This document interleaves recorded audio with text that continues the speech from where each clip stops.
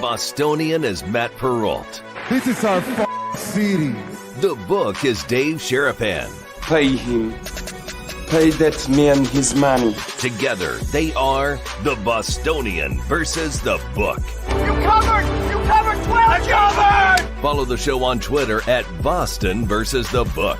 How do you like them apples? Bringing you the best insight on sports betting news, Matt and Dave's daily picks, and an entertaining and unfiltered dive into the sports betting industry. Here's Dave Sharapan and Matt Perrault.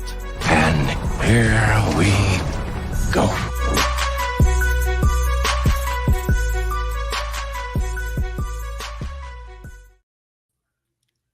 Happy Halloween, everybody! What's going on? Welcome into the Bostonian versus the book. Don't we look good? Look at the overlay we got rolling here. A holiday-themed overlay. Our guy Sonic doing that for us here today. Dave Sharapan, Matt Perrault. Halloween 2023 on a little bit later than normal because of Dave had a doc. Everything's good. We're all good there. You guys are watching live on YouTube and Twitter. If you're in the live chat, get after it today. We've been following this. Dave and I figured out some different things. I'm on the replays, how to watch the live chat while you're watching it on replay on YouTube. Yep. Keep that chat rolling for us. Twitter as well. I know you guys write on Twitter. We don't see it very often, but we try to. I promise you, we try to see what you guys are posting to us on Twitter. But we do. Replay on Sports Grid TV, replay on Sirius XM. How are you, sir? Happy Halloween. Are you wearing a Yo MTV Raps shirt for a costume or just because you like the shirt? No, I just wore this to, well, I like the shirt. No, the costume comes later. The kids are on the costume. We got something planned. I walked into the house after the appointment. I don't know what's going on down there. They said, how'd everything go? I said, I think it went okay. And inevitably, mother-in-law said, is the brain still there? Yes, it's still there. So really, that's at least, yep. That's a good start. Everything's fine. Halloween is today. That umbrella hat looks outstanding, sir. I don't really know what to do with this, to be quite honest. I don't even remember why I have to wear this. I can't remember the bet I lost.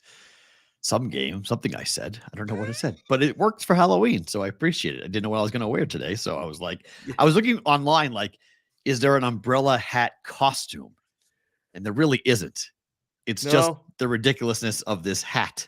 Yeah. That was created, I guess, in like the 1900s by a guy in England who didn't like to golf when it got rained on.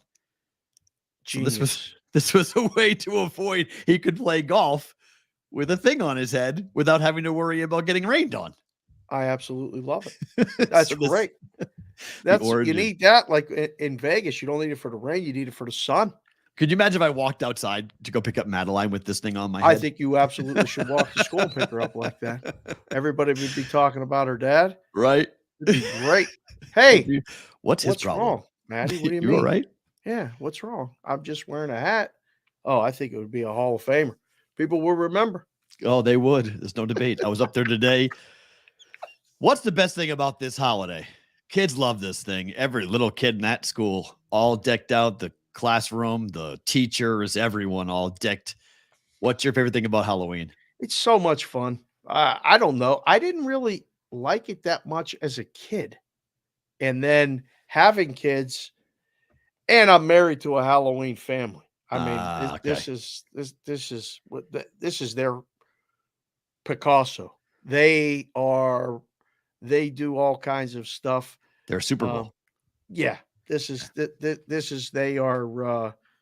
all in, and it started with, we had a little one, and then we had another little one, and we started dressing up with family costumes. I think it's the fun of being something else. Like, I don't know. Is it the candy? What is it for you? I think it's the imagination of it all. Yeah. I think because it's, there's only two holidays. So St. Patrick's Day is an Irish holiday, but everybody celebrates it. So it's like, that's universal, or is it more about Irish people, do you think? I think it's more about Irish people myself. Okay, so like Easter is a Christian holiday. Right. so we don't have too many of these. Like we have Thanksgiving and we have Halloween. Yep. There's no tie, although there has been in history ties to religion or paganism when it comes to Halloween. There's nothing that, like no one's going to church on Halloween. Like there's no tie. To It's a religion. different kind of church, but Right. yeah, Right. Yeah. You're going, south and north, but like that. So that I think brings people together. Everyone can have, a chance to dress up, and you get to see what people like, get to see what people's minds are like. People who have dark personalities tend to, do things. Madeline's an evil witch today. That's her costume at school. And so, but her best friend is Taylor Swift, dressed up as Taylor Swift. Okay. What her interest is. So it's just that I think is fun. The imagination of it all. The candy side of it's kind of neat too, obviously. But, that's one of those situations where as a parent, you just go, all right, go ahead. Like all rules out the window. Just whatever you want to do, go ahead. Eat until you're, you can't get off the couch. Did you just say that out loud? It's like, I guess so. It's a fun holiday. It's a fun holiday. It's fun. I don't like dressing up. I'm not a very big dressing up person. It's fun to do it. I get why people love doing it. I just don't enjoy that idea of like, I don't need to put on makeup and I don't need to put on outfits and like, I don't know. So that's Halloween is never, I don't like creepy things either. And I really don't like being scared. So I don't like people who like spooky stuff love Halloween. I'm not really a big spooky person. Like, have you ever been in a haunted house? Of course. Yeah. Haunted hay rides, one time, houses. One time for me, I'm 53. I went to one haunted house. Scared the crap out of me. Wanted to fight everybody. I said, adult I'm never going one to do or that like again. just like a kiddie one. I was like 10. Oh, 10 or so 11. A kiddie one. You got scared. Okay. Never the adult again. ones in Vegas. There are some here in Vegas that are like legitimately Hollywood level production. Yeah, not for me. Scare the living hell out of you. There's a corn maze up by you. Yeah, there's a corn maze that I've heard. It's really creepy. Yeah, I'm good. No thanks. I'm good. I don't like any of that stuff. No thanks. I like dressing up, dressed up so many different things over the years. I'm good. I don't need to be scared. Life's scary enough. I agree. I agree. No. I don't. Fear is the emotion I don't like, and I don't want to pay somebody to make me feel that emotion. That's what I always say to people. Why don't you like horror movies? Hate them. I don't know.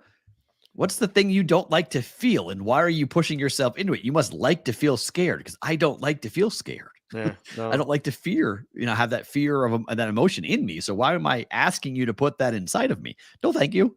I'm going somewhere else. I'm doing something else with my time. I've got other things to do than to run around. About anything, like almost anything. Almost anything, right? I agree. Almost, I'm like not the doing worst anything. things. I'm good. I don't need that. Yes. So I don't know. Ask the chat. You guys like being scared, or what your favorite thing about Halloween is? Put it in the chat. We got a bunch of people in here. Again, happy Halloween to everybody. Thank you. Like, subscribe. You guys are doing an unbelievable job. We're getting almost 100 likes a day. 100 likes a day. What is that? A crackle? 100 grand. 100 grand. 100 grand. This is the grown up. This is the bigger version of a crackle. I love 100 grand bars. Then you like crackles then, because they're very similar. I do like crackles, but they're not a top 5, but they're Yes, they're an outlier. Oh, they're an outlier. They're like the Pac-12 this year in the ratings. This is top 5. 100 grand's top 5. Just outside. Just outside top 5. I like York peppermint patties a lot too. I'm a unique person on all levels. Candy being one of them. And how many of those can you eat without being like, all right, I'm done? Like 2? 2. Yeah, 2 and I'm good. That's enough. It's enough. Yeah. I don't like eating more than like 2 of these. I mean, like you got to diversify a little bit here. How many Reese's peanut butter cups can you sit and eat in one sitting?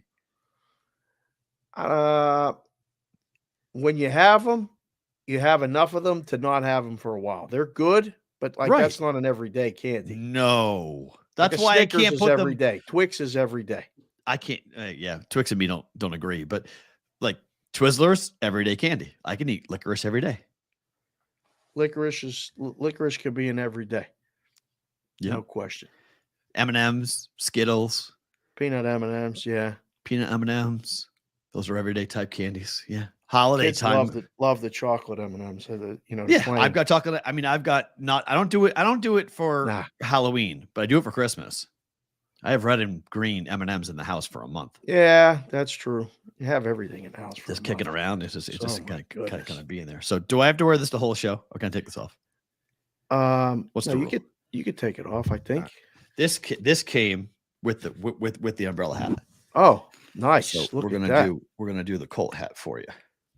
Okay, we'll do that. That looks good. We'll do that. So we'll give you give a little indie love for that. So just for the guys that watch the show on the replay on the YouTube channel, the @ Boston versus the book, where the comments section is, if you swipe it on your phone, you can watch the chat back while you watch the show.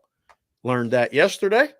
Just put that out there for the people that like to watch the show on the replay, can't join us for the live chat, but would like to see what everybody's doing in the live chat, because it's the lifeblood of the show. Agreed. You can watch it back. I did not know that. You have to wait until the next day. So today's show, meaning Tuesday, you can watch it anytime on Wednesday after midnight, and the chat option is available. So good to know.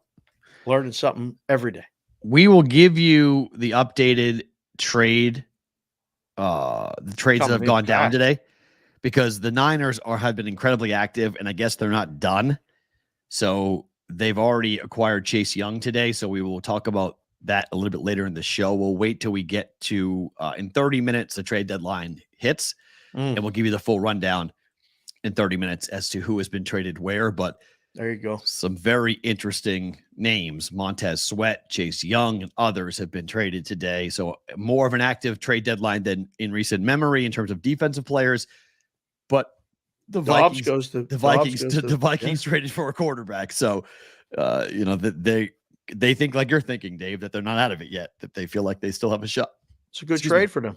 They still have a shot. So I think that's a good trade for them. And Arizona gets out of their logjam at quarterback. So it's a win-win for them. They know. Is Kyler Murray going to come back and play now? Yeah. We're 1-6. Here you go. Go out there. That's what that trade signifies, is that Kyler's back, that they have a starting quarterback. Josh Dobbs has started for 7 games, and now it's time to move on to somebody else. So we go with that. All right, what happened last night? The Rangers take a 2-1 series lead. They win 3-1 here. Another road game for the Rangers. Like, what do you do with this team? Can they lose on the road? Are they just, unbeatable when they hit the road? I don't know. Fought, gave up, 2-out hit to Semien, and it looked like they were going to get away with it with 1. Seager was looking inside fastball, and he threw it, and he hit it to Tempe. I mean, it was gone right off the bat. It was just one of those ones. And I immediately thought, uh-oh, it's done. And then Scherzer gets hurt. Like, okay, he can't come back out. Let's get to the bullpen. Rangers bullpen was masterful. Gray was, he was great. He was striking guys out, throwing hard, confident. The Rangers made a couple plays in the field. Seager they said that ball was hit 114 miles an hour velo out. Seager kind of dives to his glove side and flips it behind his back. Semien gets it and turns a double play. Game's over. Series not over, though. This is far from over. I mean, do you think it's over? I don't think it's over. No way. Garcia's injury is gigantic. Right? He's not playing today. He may not play again for the series. I mean, he may have a core muscle injury that you don't come back from in 4 days. No. Like, you need it's I was watching somebody break it down last night. Like, it's one thing, like, when your wrist hurts or your arm hurts, your elbow hurts, like, you can potentially take something that would let you perform at least to like 85% of your capabilities. A core muscle injury, you really can't shoot it up. Like, you can't just, hey, here, take a painkiller, and go play. You can't do that with that type of injury, with the twisting and how many things are connected to it with your body. You don't play with this injury. You sit for multiple weeks. Like, Garcia very well could be out for the series, and that changes things dramatically. changes the top of that lineup. That's for sure. I mean, That's the ALCS medical MVP, 40 Yeah. home runs, the guy who won game 1. I mean, you're taking a major, major bat out of that lineup for the Rangers. Wow. I didn't even think about the MVP. That makes Seager the odds-on favorite, like, by far. Wonder what that is right now. I'll have to look at that. That was the medical portion of the show. Brought to you I'm just by saying, I mean, Perrault. Scherzer, losing Scherzer, whatever. Like, they played the whole year without him. Like they'll deal with Scherzer not being there in the series. But Garcia's bat and his leadership, his, the momentum that they feed off of from that guy. Right. Him being out, even one game could change everything. It's going to change a lot. Let's see. MVP. Wow. Here you go. Seager's minus 170. Wow. The next guy is Tommy Pham, 800. Whew. And then it's, wow, Ketel Marte, 14 to 1. So if you like the D-backs to win the series, you got to bet a couple of those, do you not? How do you not bet Pham? Guy doesn't get out. He's on a zone. He's in the zone of all zones. He's getting on. He's knocking in runs. That guy's hitting the ball all over the place. Marte's 14. Corbin Carroll's now 18. And where's my guy? Marino's up to 55 to 1. I guess he's not going to win it. Garcia's still 19 to 1. Is that worth a shot?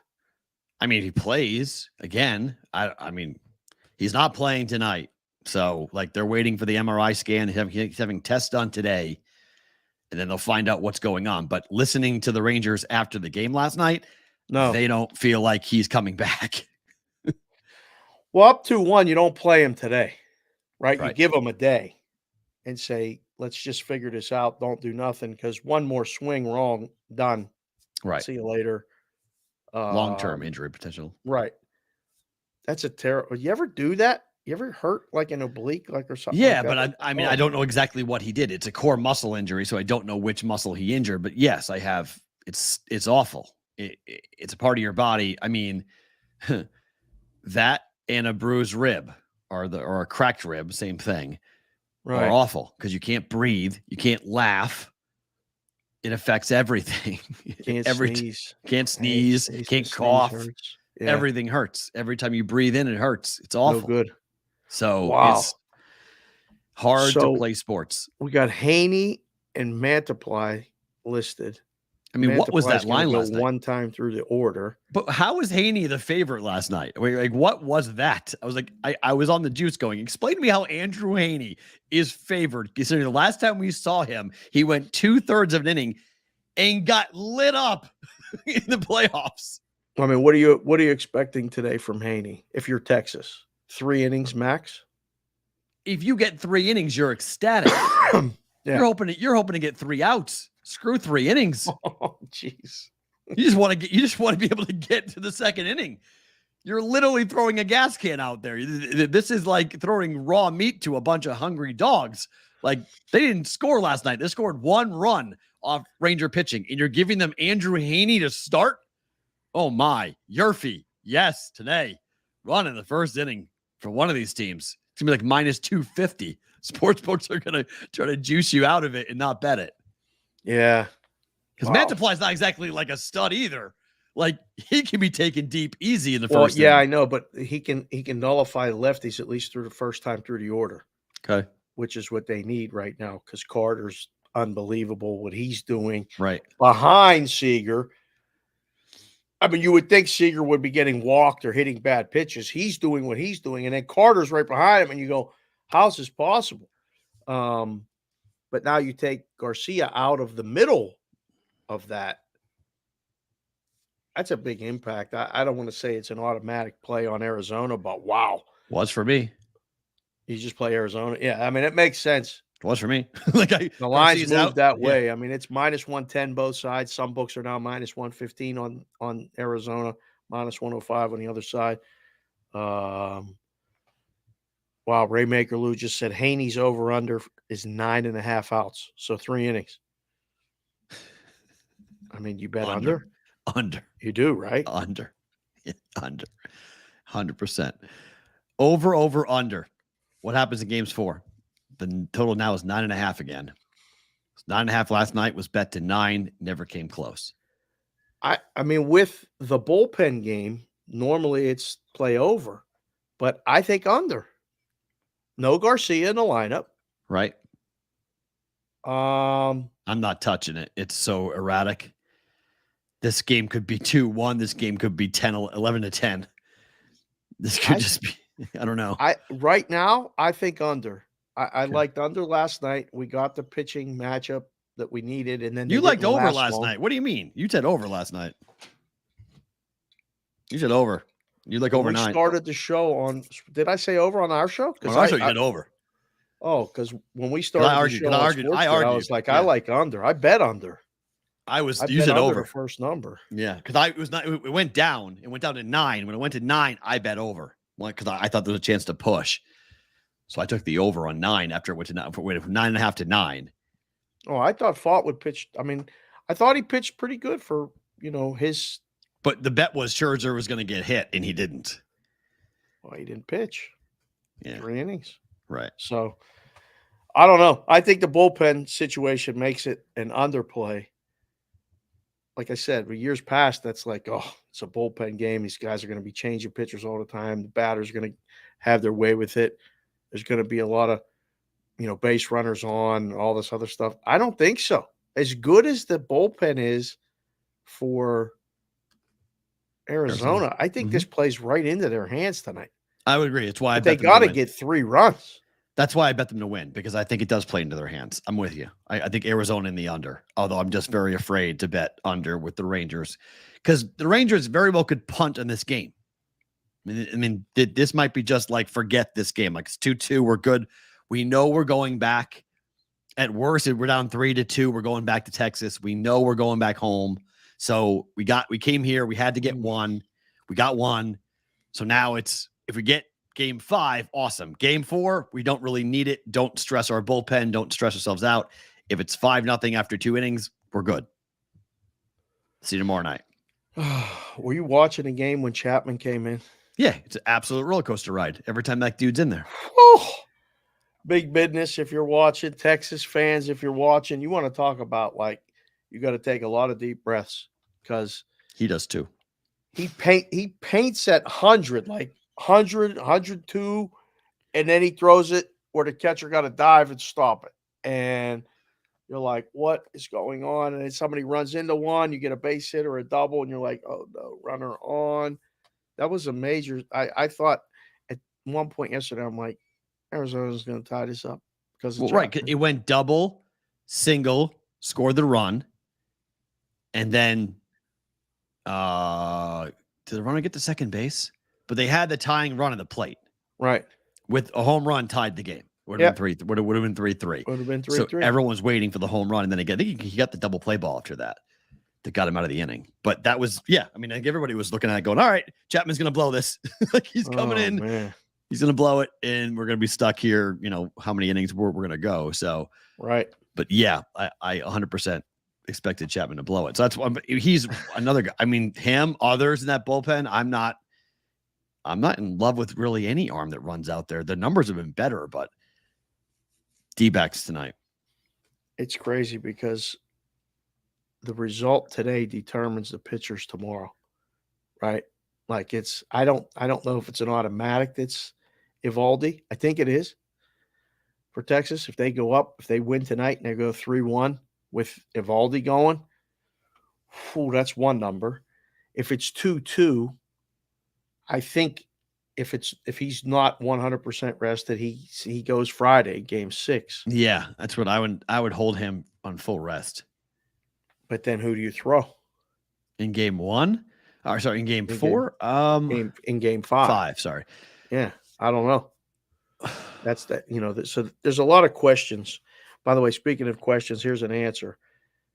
Your hat bet, Addison just came in and left a super chat. I just want to read it right now because I see it. 11-10-22, almost a year ago. Wow. Atlanta at Carolina. Rain was forecasted. Matt said rain doesn't matter and bet the over 42.5. It fell 40. 3 missed points after 3 missed extra points, possibly due to the heavy rain. Storm of life. He said you would wear the umbrella hat. Almost a year later, bet paid off. Done deal. Stop asking. He's got the umbrella hat. I'm wearing this for him too. This is for Madison. This is I'm wearing the Colts hat for you. So I'm not paying off. I paid off this. I'll wear this once. I hate the Colts, but I'm wearing it for you. I do. I hate the Colts. Who hates the Colts? Why do you hate the Colts? Peyton Manning. Fair. You do know who caused Deflategate, right? Was the Colts? It was the fucking Colts. Well, it was the Patriots were doing it. It wasn't even against the rules. They didn't do anything. We're going to relitigate this. You want me to go through the ideal gas law again? I can do it if you want me to. If you want to do the ideal gas law, I'll do the ideal gas law. If you want me to do it, I'll do it. I'll relitigate Deflategate all over again. So this is why you asked me, why do I hate the Colts? I don't know. That's why. Their owner's got massive problems. He's caused massive problems. Thinks he's a rock star. Travels the country doing free concerts. Jim Irsay's a weird cat, man. He's a weird cat. He really is. But he's like Jim. He's like here in Vegas, like Mark Davis. The most valuable thing he owns is the team. Is that part of what happened last night? No, that's just the Raiders suck. that's what happened last night. The Raiders are absolutely awful. And I mean, man alive, can we just spend a quick second talking about what happened last night? Because, well, look, the Lions won, but and covered. As a kicker, oh boy, you're paid over $600,000. Oh, hold on. Stop. Freeze. Snap your fingers. Look at that. They're going to get you with that Colts hat frozen too. Mikey got you. Bam. All right, you're back. So go ahead. Start over. What happened? So you have a kicker who made 4 kicks, including a 52-yarder. Okay. Yeah, it was good. Good knuckleball, but he made it. Yep. The Lions had 3 trips inside the red zone last night and had 3 turnovers inside the red zone last night. There are 2 things that have to be discussed. The first is the Lions' play calling in the red zone was atrocious last night. If I had one of those touchdowns in the first half, my team total goes over 27.5. Easy. But as a kicker, this is where, and I'm not saying this because I don't believe the NFL is fixed. No. But if you talk about why there are conspiracy theorists who are out there, that missed kick opened the back door for the Raiders to cover. Yes, it did. They didn't cover, but it opened the door for it to happen. It kept the team total under 27 as well. Yes, it did. It's a 26-yard kick. He makes over $600,000 to kick a ball. Well, an extra point is 33 yards. This is inside of an extra point. 26-yard kick. Most human beings, maybe not with a pass rush coming at you, but most human beings can kick a football 26 yards. Wow. I don't know about that. It's not a hard kick. It's a layup of layups. They miss layups in the NBA. They do. I mean, they do. Layups. It's just the way that I'm running. That cat missed that kick. Disgusting, horrible. Again, not scripted. Again, not fixed. But oh my goodness gracious, I can't believe that happened. Yeah. But the other thing that happened is something that has to be talked about because it could be scripted and it could be a problem. Oh boy, what are we talking about here? This happened 2 times on Sunday and it happened last night. Ooh. So let's roll back here for 1 second when the NFL made replay expanded. Okay. One of the things people would say who are against replay is they would say, when you have replay, you are giving the referees a crutch. They have a way of making it not their call. When they say, oh, go review it, because if I get the call wrong, someone's going to be over my shoulder. They're going to get it right. Or they're going to defer to replay. This rule for the NFL that states, if you rule a play a turnover, it automatically gets reviewed is causing referees to, it doesn't fucking matter what they see. Fumble, no fumble, doesn't matter. It's a fumble. Well, why? Because the guy upstairs, it's his fucking problem now. It ain't my problem. It's his problem. I just say fumble. Because the fumble inside in the second half wasn't a fumble. Oh. They ripped the ball out when he was on the ground. On the ground. And yet they go, oh, fumble, because that means it gets reviewed. It's not my problem.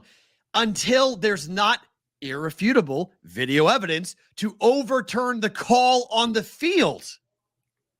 So that little nuance of, well, I got to make sure that it actually was or was not a fumble. And if I can't see anything, I'm just going to go with the call on the field.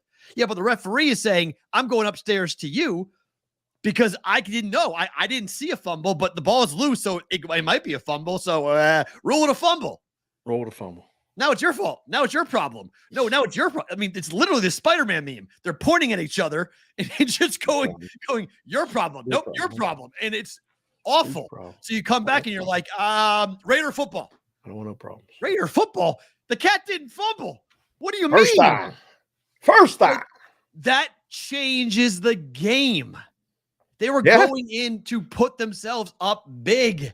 Mm-hmm. Again, that would have hit my team total, but that can't be happening. I'm seeing it more and more where these referees are just chicken shit and they're going to go, oh, no, I don't know. Did you see it? I don't know. Did you see it? I don't know. Well, rule it a fumble because then it's that guy's problem.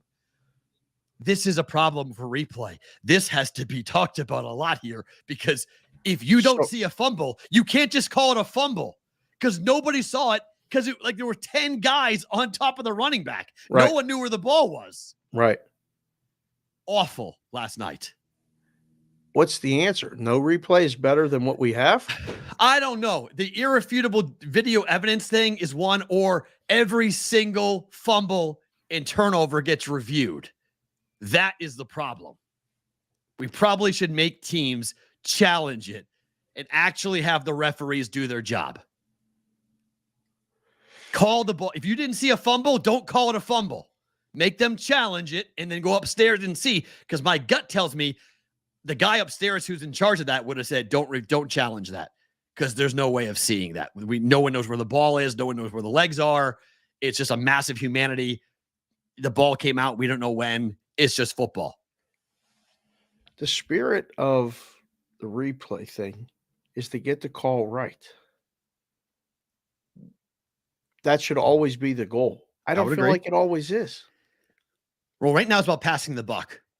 Because refereeing is so bad and the league knows it and they're in the frying pan right now and it's getting really hot that these guys are passing the buck. The NFL has enabled referees to get out of it without having it be their fault. Just rule it a fumble, because if you do it a fumble, it's automatically reviewed and there's no controversy. It's the replays officials' problem. It's not our problem anymore.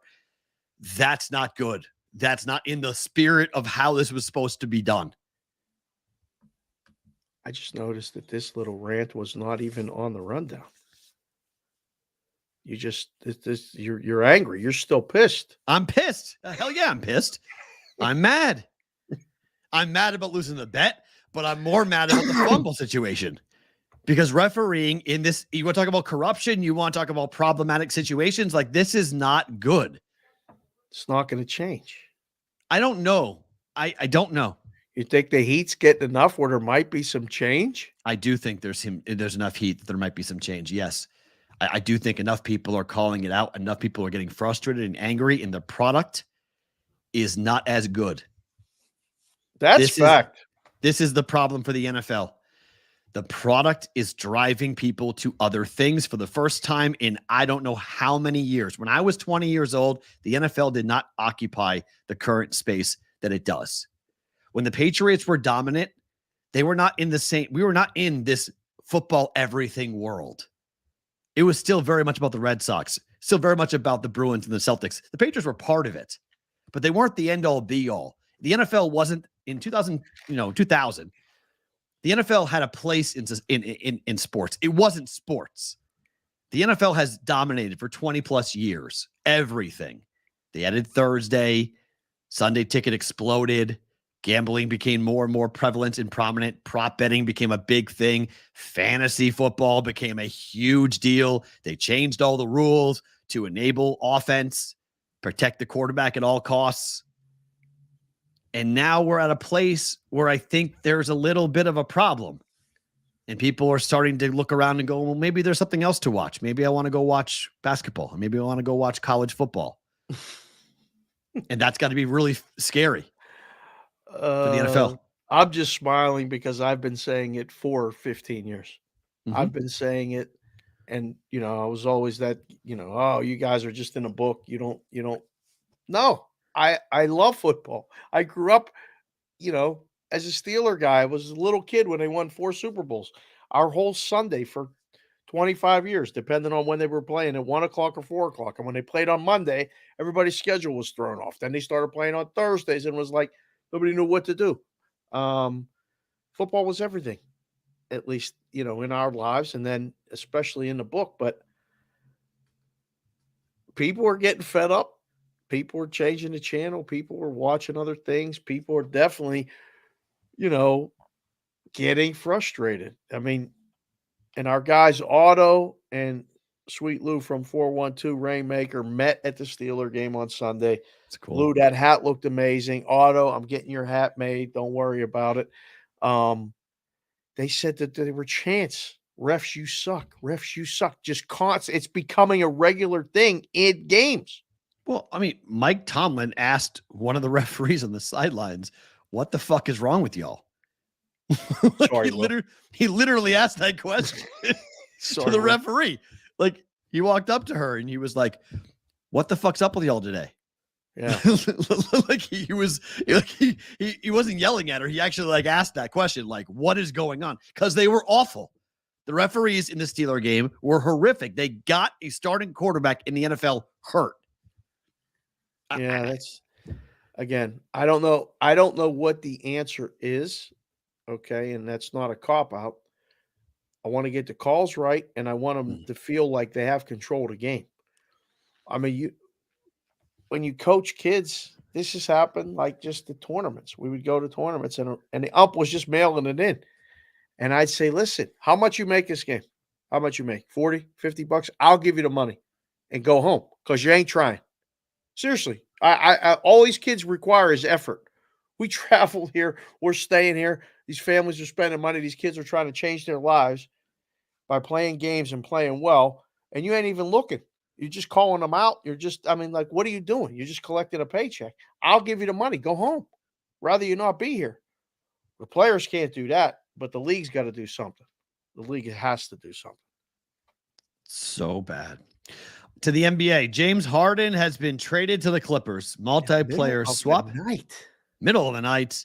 Sent out west. He gets traded. He does not have to hold out anymore. And now the 4 players that are in LA with the Clippers, Kawhi Leonard, Paul George, Russell Westbrook, and James Harden. This team 5 years ago was unbelievable. In 2023, how good is this team going to be? I don't know. A lot of people were talking about they got very deep. They have depth now. The Sixers, the Clippers have none. Sixers. The Clippers have none. None. Zero. But the Clippers are now, their odds are 13-1. They're number 3 in the West. ESPN Stats and Info, they think they're the number 1 team in the West, which was like, did I fall asleep and wake up and they traded for someone who's going to guard Joker because he's going to kill the Clippers. They have no size. They have 4 wings. Good luck. This would be one of those ones where we would turn to each other and say, all right, what are we moving it to? Move it a little bit. Let somebody bet it. Let somebody bet it. Let somebody bet it. Let's take it down with money. We're not moving it without money. Can't. That's crazy talk. This would be great. If it was 2017, they're the NBA. They're the favorite in West. Yeah. Without a doubt. Yeah. It's 2023. Come on. And Harden has been an absolute cancer everywhere he has gone. So all of a sudden he's going to play ball with some very cantankerous personalities. I mean, Russell Westbrook and James Harden are going to get along again. This is OKC all over again. We're all good. We're good there.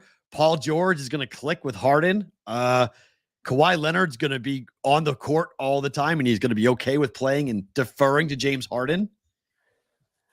Jordan one-star Gorov just came in the chat and said the Clippers are more interested in putting together an entertaining roster than a practical one. LOL. Fair. He's right. It's really not even that wrong of a statement. I mean, I like the PJ Tucker edition. That's a shooter. That's good. That's so fine. That's smart. They're not better than Denver.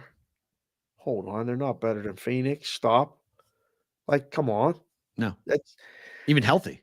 Wait till they get hurt. Well, okay, so that's the whole other thing, right? Like, two things come from, like, the result of this trade. One, Woj never sleeps. I mean, the guy either got the call, got the text.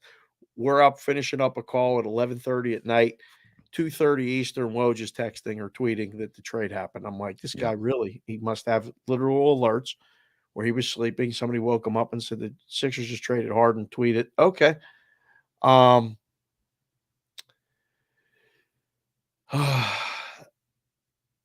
How can a guy say, I want traded, and say I want traded multiple times, literally put on a fat suit or whatever he did to get out of wherever he got out of and then get to somewhere else? Like, people are not, this is not endearing anybody to NBA. It's really not. And then, to the health question. Okay, great. I'm a Clippers fan. How many games am I going to see? I saw Lombardi tweet this morning, and I thought this was genius. How many games are they going to play all four together? In the regular season or the playoffs? In a regular season. 75 50. games. Do they play half? 50. All together? All of them? I'd say 50, a little more than half. I'd be surprised if they get 40 or more. Right? It's possible.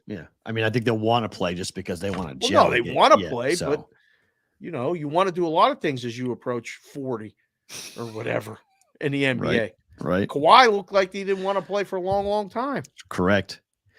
The other side of the trade, you mentioned it, Philly with a lot of depth. They got a lot of pieces back, Platoon and others in this trade, 28-1 to win it all. But if it goes south, could Embiid and or Maxey ask or be traded? Could they? Of course they could. Should they? I mean, Embiid's already been talking about wanting to go play somewhere else. I think of the two, I think Embiid's the most likely, and that would leave Maxey to be the guy. He would be his team, and you build around him. He is fun to watch play, man. And I feel like he makes people better. I don't know. He does. I think if you're Embiid, you got to listen again. We're going to rebuild. We cleared out the roster. We added this, and now all these people are, I guess, under contract this year, but not so much next year, so they can go and massive flexibility. Yep, load up next year. But that means they're punting on a season that just started. Oh, it's one of those things that's hard to deal with if you're an Embiid, if you're a guy like Embiid. You're a guy like Embiid, or you're a Sixers fan where it was exciting, and it's not. And now you know the end result. Okay, great. What are we going to do? Make the playoffs, get to the first round, win maybe, and then lose the second round. We're not beating. That's what stinks. Like when you got the team like the Celtics and the Bucks, they're not beating. That doesn't matter what happens right now. As constructed, if everybody healthy, they're not beating either one of those teams. Boston looked unbelievable last night. What did they light them up? Now it's a return, obviously. That's where, Porzingis played last year. So there was some, let's go show up Washington. But, I mean, it was 45-10. That game opened with a 35-point lead. Yeah, I saw that score like early. They were up 30, and I was like, oh, boy, this is one where, like, you go to the game and you're just like, what are we doing here? It's time to go. It was never in doubt. Never. There was no run. There was nothing that made it close, even entertain, even covering him. Done. So unbelievable. Really wild. And there's one more. Denver moves to 2-0 ATS at home. They're 0-2 ATS on the road, which is interesting. They're 4-0 straight up, but I mean, when they really want to put their mind to it, Dave, that's the best team in basketball, is it not? But they won by 8. It was 8.5, right? Yeah, they covered the 6. Oh, I thought it was 8.5 yesterday. Was that a home game or road game? That was they covered last night, I believe. Hold on. I'll tell you right now. Before I misquote it. Because they're 2-0 at home. They're 2-2 on the road. That I know. The line was only 6 last night? Yeah. Mm-hmm. No, it wasn't. It was 9.5. They didn't cover at home last night. Closed high.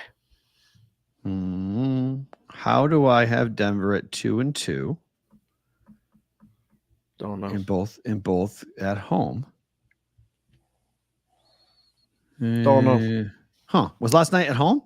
Yes. Oh, okay. I thought Utah was on the road. Sorry. Okay. No, I flip-flopped. I flip-flopped OKC and Utah.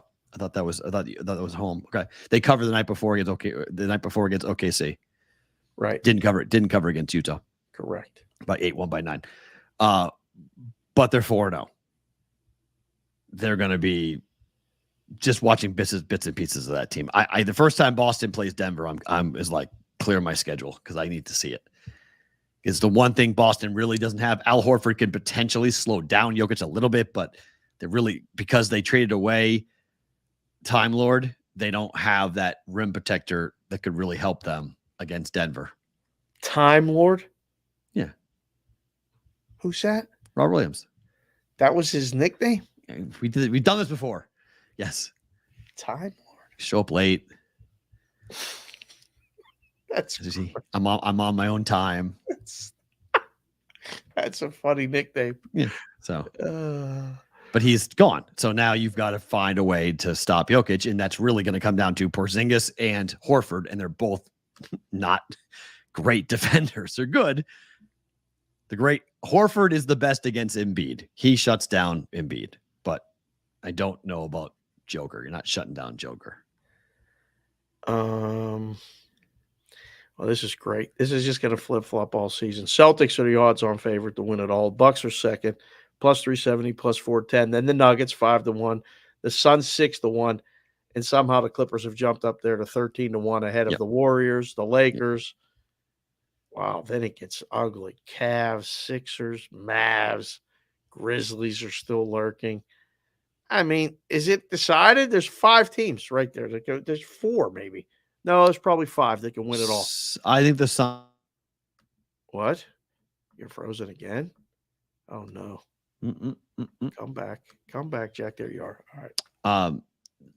Suns, I think it's Suns, Celtics, Nuggets. I put the Kings in the conversation. Conference. Do the conference. But in the East, it's Bucks or Celtics. Done. Conversation over. You want to entertain the Heat, the Cavs, the Sixers? Really? I do. I want to entertain the Cavs. I do. Okay. That's fine. So that's 3. And then in the West, it's Denver, Phoenix, and who? Kings. Wow. Really? Oh, for me, for sure. Yeah, for me. I like that Kings team a lot. A lot. They are really low. 65-1 at FanDuel. Yep. I think that's I like that. I mean, I liked them last year. I like them this year. I mean, fun team, and they're going to win more games than they lose, but to win a championship? They got the pieces. De'Aaron Fox develops into an all-NBA caliber player, which he could. Whew. You got a weapon. You got a bench. You got a coach in Mike Brown. You got a fan base that's rabid. Tough place to go in there and play. Aren't going to lose many home games this year. Defense is your question. Right. Got to get better defensively, but if they start to develop on that end and play better defensively, I like them better than the Lakers. Yeah, I don't like the Lakers. I watched the Laker game late. Somehow they won that game against the Magic. I thought they would win, but the Magic kind of had a lead. Didn't win. Right, had a lead in the third quarter. So yeah, they should have won. We'll get to a couple of games a bit later on. Okay, NFL trade deadline has just passed. Mm-hmm. Let's roll through the trades that have been done so far in the NFL. completed just before the deadline. The Bills have added Rasul Douglas, the cornerback from the Packers. They got him and a 5th-round pick. That is huge because of the injury to Tavarius White. They needed help in their secondary in a big way. So Buffalo gets a good, I wouldn't say great corner, but Douglas can play. He's a good player. Him and a 5th-round pick. They give up a 3rd-round pick to Green Bay next year for Douglas and a 5th-rounder. The Lions have acquired Donovan Peoples-Jones from the Browns. 2025 6th-round pick, they get him. The big splash, the Niners have traded for Chase Young for just a 3rd-round pick. That is that is a Ohio State beast. I mean, you're talking about a guy. This is stunning. I mean, like what the Commanders are doing, I'm not really sure, to be quite honest. They gave up Montez Sweat and they gave up Chase Young today. Punting on the season, tanking for a quarterback. I don't know, but Chase Young going to the Niners is ridiculous for a 3rd-round pick. Ezra Cleveland goes to the Jacksonville Jaguars. The Vikings trade him for a 6th-round pick. The Vikings have added a quarterback. Josh Dobbs is now a Viking. He will be the starting quarterback in Minnesota after the injury to Kirk Cousins. Arizona gets a 6th-round pick. They also gave up a 7th-round pick for the trade. Vikings make the playoffs with that move. I mean, he's going to provide them enough. He's going to provide them enough quarterback play that they need. Win the division? It's possible. No, they're not catching Detroit. Okay, but they might be the last wild card. That's tough. 9-8. What are they? 4-4 right now, right? Yeah, it's a chance, I guess. Montez Sweat goes for a 2nd-round pick. He goes to the Chicago Bears. They get a pass rush. I don't know what Chicago's doing. They should be tanking. They're not. They're adding a guy and giving up a 2nd-round pick. This is the same thing that they did last year with Chase Claypool. Everyone's like, what the hell are you doing? Claypool didn't help much at all. I don't know if Montez Sweat will help the Bears, but they need a pass rush, and they got a pass rusher in Montez Sweat, and they gave up a 2nd-round pick. That's a high commodity. By the way, Montez Sweat was going to be a free agent. They could have signed him in the offseason for nothing. So giving up a 2nd-round pick doesn't make a lot of sense. Everyone's very confused about what Chicago did because they're going to have to pay him and or franchise tag him in the offseason. So, yeah. Okay, sure. Whatever you're doing, Chicago, just like Claypool, what are you doing? Katavius Street goes to the Lions and a 7th-round pick. Philadelphia gets a 6th-round pick coming back with him.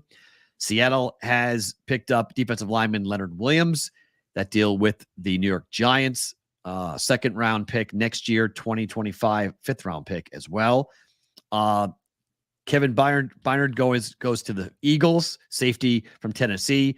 They get in return Terrell Edmonds, a 5th-round pick and a 6th-round pick.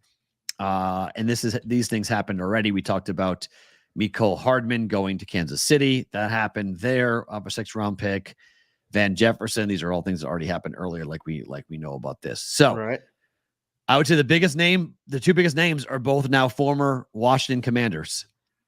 Chase Young goes to the 49ers, whose defensive line now features Nick Bosa and Chase Young. I mean, they're recreating an Ohio State dream here for this team for the Niners.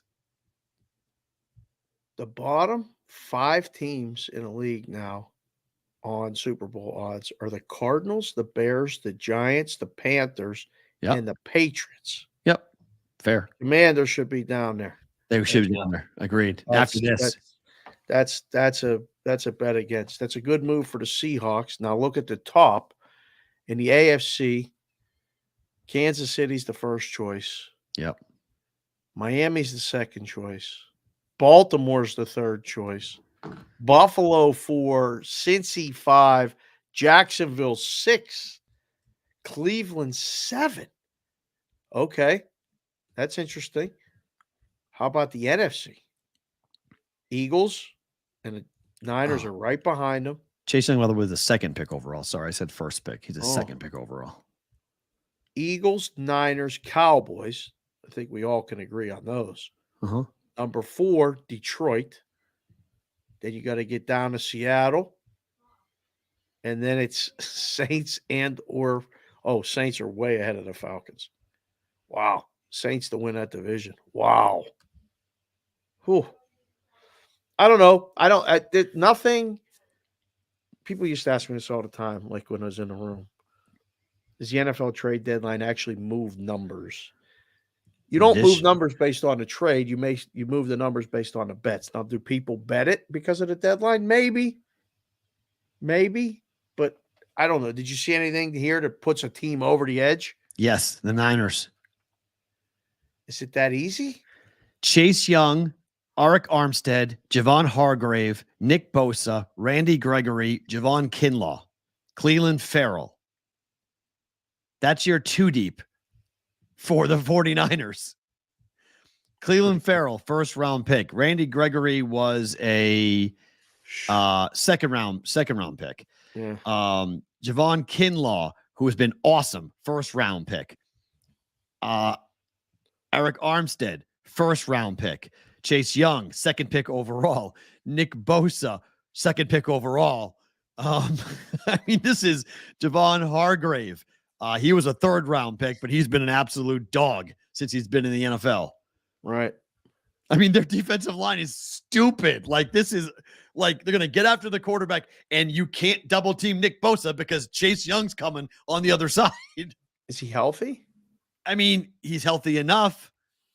And amazingly, how guys get healthy when they leave Washington. It's like, oh man, I'm good. I can move now. This is good. I'm all good. Ask the chat. We'll ask you guys right now. After the trade deadline, who's in the NFC Championship? Put the combination. Philly and San Francisco, and Philly and San Francisco, Philly and Dallas, San Francisco and Dallas, Philly, San Fran, San Francisco and the Saints. Collision course, Saints, please. What? Please. Get out of here. See their schedule? Please. Get out of here. I mean, that's fine, but once they get to the tournament, forget it. They get a home game in a Superdome. Great. Clark can win that game, and look out. Niners are winning the division. Niners will have a top seed. They'll go to them. But to play them on the road. Saints aren't going to Levi and winning. Did you check the records right now? Yeah. What about it? What's the standings with the Niners and the Saints? Saints, I'm not worried about. Niners are on their bye. They're 4 and 3? The Niners aren't they 5 and 3? Or 5 and 3. Thought so. Hold on. Yeah, 5 and 3. Exact standings here. Yeah, their bye week's hitting at a very good time, but they're going to go to Jacksonville.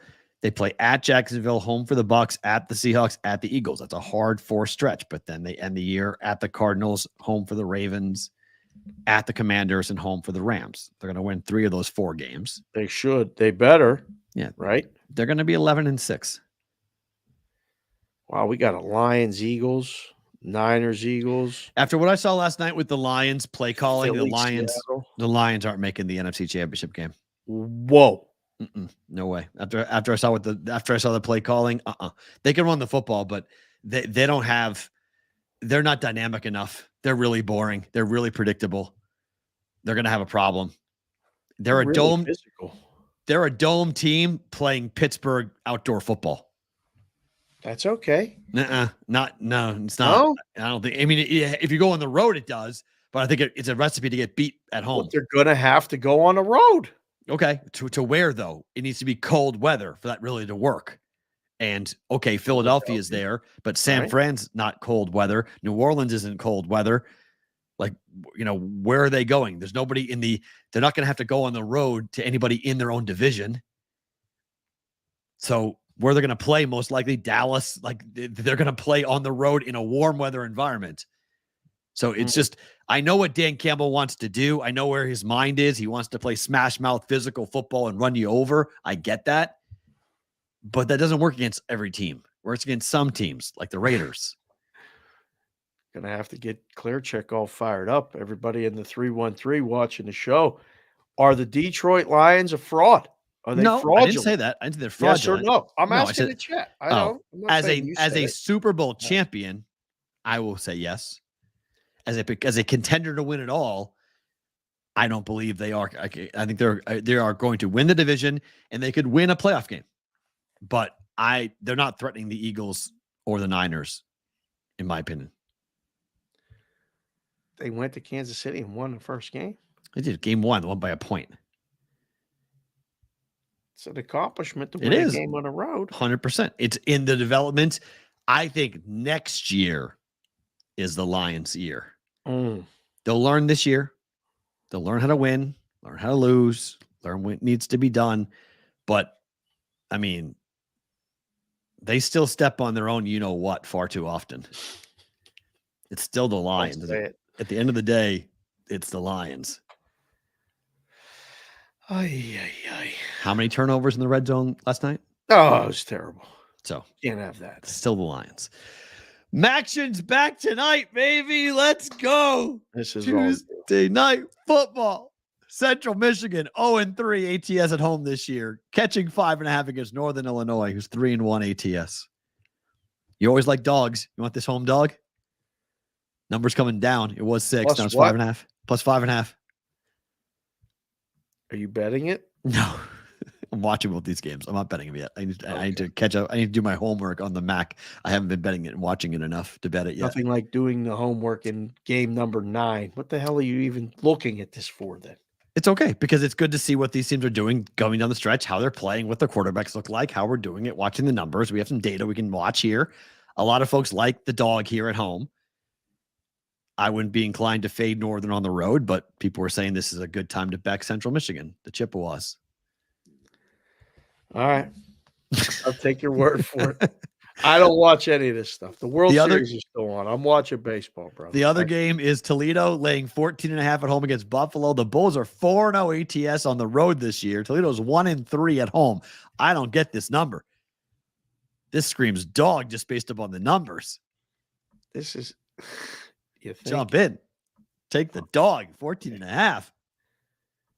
I don't know. Again, I don't know. You're on your own. I'm flying without a net here. I have no idea. Literally none. I didn't know there were 2 games, so I saw the run. It's action, baby. It's a Tuesday night football game. This is great. They should play this all year. I know they don't want to. They should not. I love this. Tuesday football is beautiful. Because the baseball game sucks. There's something else to watch. It's great. There's NBA games tonight. There's a couple. I'd way rather watch Maction over NBA games. Way more. Really? Especially because my team's not playing. So in particular, yes, 100%. There's only 3 games. This is a light schedule. There's 3 NBA games, and there's 2 hockey games, right? Or 3 hockey games? No, let's see.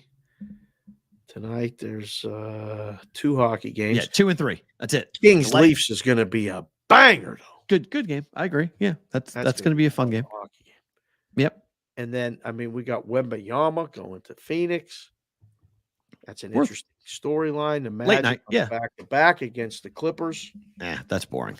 Knicks, Cavs. That's boring. Who's even eligible to play tonight for the Clippers? Can they field it? Can they have a team? They gave away half their team last night. I don't know. Yeah, I don't know.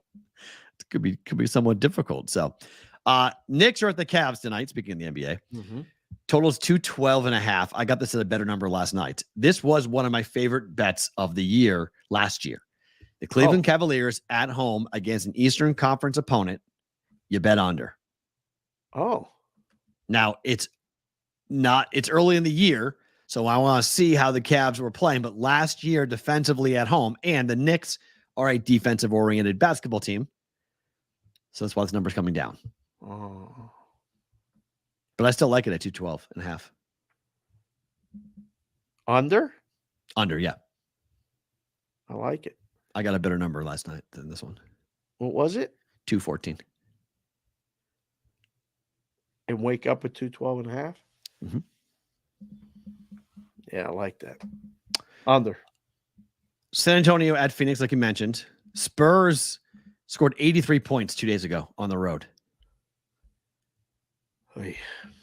They're going to get housed, it feels like, but this is going to be weird because they got killed at the Clippers 2 days ago. Don't know what to make of this team at the moment. Like, it's Wembayama and it's all the hype, but is there any substance at the moment to this basketball team? I don't feel strongly enough to say one way or the other. Right. I would if it's under 7, 6.5 right now, FanDuel, I'd lay it. Yeah, I agree. Right. Do we have a full roster for Phoenix tonight? I'm not playing, sure. I would assume so with a 6.5. Yeah, I like the total in this game more than I like a side though. Over. Under. You like under? Yep. Okay. I don't think 225.5 right now. I don't think they score. I bet 227 last night. Okay. I don't think that the Spurs are going to contribute enough to get there. Oh. And I'm a little nervous about the Suns and whether or not they actually care. Okay. Do they care about winning by that much? Like it feels like a backdoor fourth quarter up by 10. They pull everybody and they win by 6 type of game. Right. And you're kicking yourself going, what the hell? How did I lose that game? How did I lose that bet? Should just bet the under and not to worry about it. Right. And then, I mean, are the Clippers a fade when you trade everybody and you don't have everyone on, their practiced or whatever? Would you take Orlando on a back-to-back tonight? Told you before, told you again, tell everybody in the chat. And again, thanks for being here. We're coming up on almost 2 years of doing this show. Can't believe it. The back-to-backs, especially early in the season in the NBA, I know my limitations. It's very important as a man, as a human being, to know your limitations. I overvalue them. I undervalue them. I never get it right. I watched that game last night. I would take the Magic plus the points. Right. They were very competitive against the Lakers, but I don't know who's playing for the Clippers tonight. No idea. Right. You finish the game, you walk across the street when you play in LA, you stay in the same hotel. They stay at that Omni right next to the building, and they roll right back the next day. This is not travel. This is not nothing. Magic plus the points. Yes. Yeah, that's why I'm leaning that way too. Okay, to hockey. LA Kings are at Toronto. They are minus 150 favorites, total 6.5. Here's a wild stat. The Kings are wearing their chrome helmets. Do you like those? I flip and hate them. They're too shiny. In Vegas, when the Golden Knights wear the gold domes, they suck. The Kings are 4-6. They were 4-6 last year wearing these helmets. Straight up. Yep. Huh. 6-4 to the over. We're making wagers based on the helmets. I'm just saying, I don't think the players like wearing them. I think they feel embarrassed. Hold on. Plastic for this. I'm not betting it, by the way. I've not bet this. Just think it's an interesting stat worth pointing out, because I have another one from our friend Addison who pointed this out that we're going to give you, that if anybody else has this stat, we're going to laugh at them, because this is a BVB Brigade special. 52 minus 152 to Leafs are. 6.5. That's over. I think so too. I think it's over. I don't know. I'd rather have the Leafs at home. And I mean, if we're going to go against the Chrome Domes, and okay, good luck with that. I can't believe we're actually doing that. What's the other stat? What's the other game? Addison came up with something. One of our wrenches, Addison, for Nashville, Vancouver. Nope. This is for a game that will take place on the third. I was supposed to get to it yesterday. I didn't get to it, but it's for the game on the 3rd of November. So it's the game on Friday. We're going to point it out today, because I was supposed to point it out yesterday. He gave it to me over the weekend, and I forgot to put it on the show on Monday. Oh, so we'll put it on the show for today. A hockey stat? Oh yeah, it's cool. It's a cool one. For 3 days in advance, I am 100% going to forget it. So it's fine. But wait, we're putting it out in the space just to see who copies. Nat, I'm serious. He goes, I've got something that only I have, and I'm going to give it to you, and we'll see who copies you guys when you talk about it. I was like, okay. I love it. It's great. I love it. Nashville at Vancouver tonight. Total is 6. Light on the Vancouver side here? Little. What are we missing? Demko versus Saros. Oh, this is minus 152 on FanDuel right now. Oh, it spiked. Okay. 135 earlier. I mean, if I see 35, my board's frozen. Everything's frozen on my other back end here. I can't refresh any lines, so I'm just looking at FanDuel at the moment. I can't see the other books. That number is currently Everything looks up. Mine's frozen too. Yeah, their feed's down. Oh, okay. So their feed's down.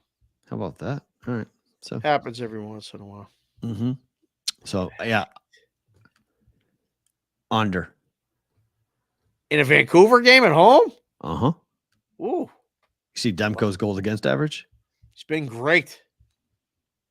1.12. He's been very good. Mm-hmm. Vancouver's a fun team to watch too.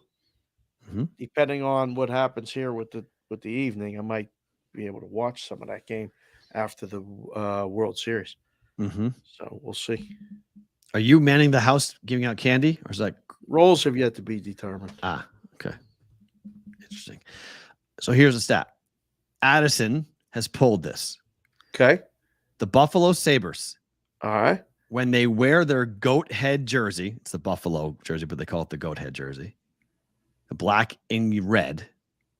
I don't like that one. Okay. They're 12-1-1 straight up. Really? Here's their schedule. Wow. They're playing against the Flyers on the 3rd of November next. They won these 2 games. Islanders, they beat the Avalanche over the weekend wearing those jerseys 4-0. Black and red jerseys for the Buffalo Sabres. Flyers. The stat is 12-1-1. So put that in your brain. When it pops Thursday morning or whatever, get after it. 3rd of November that's Friday, right? Yeah. It's the 3rd? Today's the 31st. Is Tuesday, Wednesday, Thursday, Friday. Yes, sir. So. And who are they playing? Flyers. What's the line going to be? I mean, they're going to be a big favorite. So, just FYI, when they wear the black and red jerseys, the next time after that will be against the Canadians in all the way in December. Oh. So, we got a month between times they're going to wear these things. But Flyers on Friday, do what you want with that stat. But 12-1-1, they are pretty darn good wearing those jerseys. I love the Buffalo jerseys that are blue with the gold, like the old school Gilbert, Perrault, and all those guys from when I was a kid. I don't like those jerseys, but it's good to know they win. You hockey pucks that are watching the show, do you like those Buffalo red jerseys, black and red? What do they call them? The goat head? Yeah, it looks like a goat. For real. According to Addison, yeah. Do you like them? I get it. It's a buffalo head. It's a whole buffalo head. I don't. Do you like those uniforms? Not really. It's the Sabres, though, so I don't like much about Buffalo. So, it's not really. What Buffalo do to you? Well, Buffalo did to me. The Bills. I mean, you own Buffalo. Bills, Sabres. We don't own them anymore. They own us now. Like for a long, long time. A long time. Yeah, for a long, long time. But, we don't like them either. Anybody in the division. Colts, Bills, Jets. All the same. Dolphins? We hate the Dolphins. You kidding me? We're talking about squish the fish, baby. We hate the Dolphins. We hate them. I was born and bred in that. That shirt will be.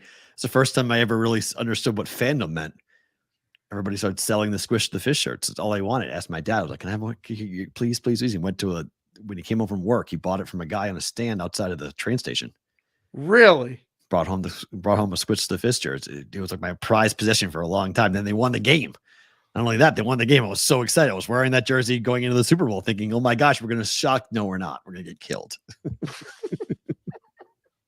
Right it's away. Amazing with those T-shirts that you get like that, like the sentimental value they have. I told you I visited BU. I was going to go to BU. Right. And I made my mom go to Boston Garden to watch a playoff game. And I got so caught up in the game. The Bruins won 2-0 over Montreal that I bought a Reggie. Nice. Lemlin? Black. Reggie Lemlin? Yeah, Reggie Lemlin. It was amazing. And I was adamant when I was leaving. I'm like, Mom, I'm getting one of these. She's like, David, you don't need it. I'm like, Mom, I'm getting one of these shirts. And I bought it off a guy in the street. Nice. I wore God, that those street vendors. like the whole college years. I had that Reggie. They're like, Sharapan, why do you like the Bruins? Like, I was at the game. I thought they were going to win the cup. Reggie Lemlin. Just remember him he was really tall with really weird and long brown pads. Yeah. and he He's had a tall guy, very thin, long brown pads. He had the French guy, like mustache, and he was great. But Reggie Lemlin, they didn't Andy get it. Mogan, Reggie Lemlin. That was a tremendous combination. That was the combination. Those were the two for the Bruins for a long time. That was the Cup years. That was all late 90s. That was everything for late 80s. Early 90s, late 80s for them. All right, to college football we go. Dabo Swinney is in hot water. He is going after his own fans, and he's mad. Did you listen to the clip? Yes. Okay. Which clip, though? Guy. Which clip? The one where the caller called up and basically he said, "You want my job? You try." Like that. The caller went way too long. He did, but I mean, the call screener, the joke in the industry is that call screener got fired immediately after the show was over because putting that guy before the ringtone was on the thing. He got fired. It was, hold up, just pack up. Yeah, you're gone. Get out of here. Why did you put that guy in the air with Dabo? But this comment about it's gotten to the point where even if you win, people are miserable. And he says, "I'm not going to let you steal my joy," like he's some motivational speaker. If I'm a Clemson fan, I'm like, oh, it's over. It's officially really over. You really? Oh yeah, I it's think over. The diehards love it. No, it's over. It's over. It's over in Clemson. I talked about it earlier in the year when they lost to Duke. I said that. Remember that we created. We did say that. I mean, they were not the better team on any part of the game. I said Dabo Swinney's domination of the ACC is over, and comments like this, it's officially over for Dabo Swinney. This is not the types of things you can be angry and you can call your fans out in certain ways, but telling the fans you're not going to steal my joy is code word for my bank account. Look at my bank account. Like it's just not. I was questioning why he was making the money he was making. Correct. I'm not going to let any. I'm not going to call on a phone and question how much money the guy's making. The guy was in the wrong. Kind of can. I mean, you kind of can. It's a football coach. Kind of can. I mean, he said, "I'm not going to let anything steal my joy of what I do. It doesn't mean I'm happy, but I've got a lot of joy in what I do. I'm not going to let winning become a relief. I'm not going to allow that to happen. The fun should be in the winning. And if it gets to where it's not fun anymore, hey, we'll go from there." I mean, fans are mad. They're 4-4. And he's right. He said, it's freaking hard to win. He's right. If you look around the country, what's happened here is historic. We're having a bad year. That's my responsibility. Ain't nobody happy about it. It's on me 100%. I ain't asking nobody to be happy, but let's not eat our own. Let's not eat our own. What? Like, what are you talking about? Like this is word salad deflection stuff. Like this is not what you want from your head coach when things are going bad. This is a guy who's trying to sound like a guy in control when he knows he's not in control anymore. He's not up with the times. How about if you make $11 million a year? Why are we doing a radio show? You're not relatable? Why are we doing a radio show? Because it's contractually obligated. Really? In that part of the country? Oh, you better believe it. Yeah. It's a big deal. In South Carolina, in states like that, the Nick Saban show is huge. Stations literally fight. Do they take calls on the Nick Saban show? Yes. And Nick does the same thing. Nick is better than Dabo at it, but Nick is a cat playing with a ball of yarn. Right. He just bats him around back and forth, and like he asks some questions, and it's like and you just get the guy stuttering and stammering because the person is just venting. They're not asking for, they have no solutions. They couldn't do your job. No. And they know that, and Nick knows that, and Dabo knows that. So Dabo, on the soundbite that I heard, he did say, you can apply for the job. Yep. He's not wrong. I mean, what do you want? You can't win every year. You can't. In college football, you can come close. No, you can win every year. You can't win the national championship every year, but you can win every year. That's all you have superior talent. Well, Clemson's supposed to have superior talent. Until you don't. They don't. And they don't because of the NIL. Right. Because of the NIL and transfer portals. Correct. This is a guy who kept on running DJU out there, right? And he couldn't play in their system. And then DJU goes to Oregon State and he's winning. He's in a system that's supposed to be designed for him. It is designed for him versus what Clemson made him do, which is drop back and throw the ball 25 times a game. Right. Which you can't do. It's a running quarterback. Somebody came in the chat. Who was it?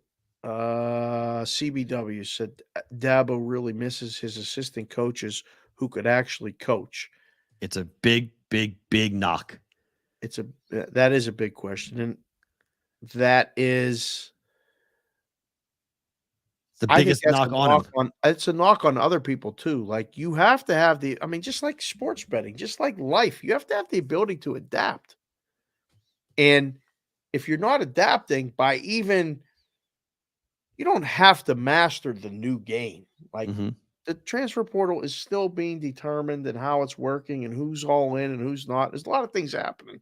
And it might be a real quick short-term fix, but changing the way you play the game, or I think one of the best attributes that a coach could have is the ability to adjust to the talent that you have. Fair. You can't keep doing what you did because it worked when you had Deshaun Watson as your quarterback, when you had Trevor Lawrence as your quarterback. You don't have it. You don't even have the right lineman to run the stuff you're trying to run or did run. So you're going to lose. So how do we fix it? That's what makes a great coach. I don't know. You think it's done? Dabo, they're saying, and that's it. We got to get a new coach. I think there are a lot of people in Clemson that do want him replaced. They're not going to get it. He's got a contract who the hell's going to go there? They're not going to get him replaced unless he wants to leave. But what's happened is that Nick Saban, Dabo was supposed to be his replacement. He ain't leaving. No, Nick ain't leaving. But even if when Nick does leave, it ain't going to be Dabo. He ain't going to Tuscaloosa. No matter how much he wants to go home and mom is calling me home and everything else, he's not going there. Bama fans are not. You think Clemson fans are bad? Enjoy. You lose 4 games at Alabama. Oh, boy. Good luck. I so wish I could go back in time to go listen to your radio show when Alabama football was bad. I swear to God. I got tapes of it somewhere. I swear to God. I would absolutely. That would be absolute. I'd be driving around going, this guy's saying all this stuff. He's getting these people mad, man. Oh, I wound them up like you'd not believe. I believe man. it. So, like, now, is Clemson, that was a really nice pocket. 2 championships in 7 years. They've won double-digit games every year. They're not going to win double-digit games this year. No. Can they get it back, in the current environment? Can they get it back? ACC's not going anywhere. They can win the ACC next year. If it probably ACC blows up, Clemson becomes a middle-of-the-road SEC team. No, they ain't going to the SEC, are they? Oh, I mean, as a conference, yes, Clemson could go to the SEC. Sure, I think that they would take them, given their history, pedigree. I just don't think South Carolina is going to fight it tooth and nail. I mean, they want no part of Clemson in the SEC. That's the big differentiator that South Carolina has from a recruiting standpoint. Because everybody in South Carolina knows what the conferences are. So it's a big feather in the cap for the Gamecocks to say, we're in the SEC, you're not. Right. Now Clemson spins it and says, yeah, it's a hell of a lot easier to win a national championship in our conference. Come play for us. It's true. It's true. So that's the retort. What happens when they're in the same conference? Now both are gone. Both points are moot. So that's going to be the fight. They don't play each other, huh? Every year, end of the year, last game, right? Clemson plays South Carolina. Yeah. Okay. Right. All right. Good. They need to play each other. Yeah. Hold on. Let me make sure I'm right about that because everything's changing. Yeah. At South Carolina. Yeah. Every year they play. Okay. But does that continue with the new scheduling and everything else? Always be. It should. I agree, but I don't know. I don't know the future. How far away are they from each other? Covey would know more than me. I think 2 hours. Oh, Clemson that's a rivalry, man. That's good. Oh, it's unbelievable. let's see. Clemson to University of. JC from KC just came in a chat and said there's a YouTube video of Perrault being interviewed on the Bob Sullivan show from 11 years ago. Oh, yeah, that's true. There is. Yeah. Bob Sullivan show, but that was in Omaha, though. Oh, okay. Right? 2 hours apart. Covey just jumped in and said it. That's right. Okay, good. Yeah. That's awesome. They should never change that. Yeah, they are, according to this, 135 miles apart. 2.5 if you do the speed limit. Covey, Perrault never does the speed limit. I do not. It's 2 hours. It was 2 hours for me. Yeah, especially that part because 385 is literally in the middle of nowhere. Great. Like you can crank the engine and go. Get there fast. Oh gosh, there's all sorts of things. Go find if you're gonna go Google some stuff, you can find my fights with the guys with Toucher and Rich in Boston. You can find. I think my rant is still on their intro. I think my fight with them is still on their morning show intro. I think what I did with them is still there. What else? Other fun internet things that are out there with Perrault. Oh yeah, there's all sorts of fun stuff in there. I mean, yeah, that's a treasure trove right there. If you start Googling me and going through all my broadcast history on YouTube and whatnot, there's one guy. The funniest video is the guy. There's a guy on YouTube who went on like a 10-minute rant video about me. He's just yelling at the camera for 10 minutes about you, about me, about things I said. It's really funny. Man. I was like, oh, this is too good. Like whenever I'm having a bad day, I put that on and just start laughing. It's so good. It's like just cheers you right up. Who is not having a good day today is our good old friend Brian Ferentz.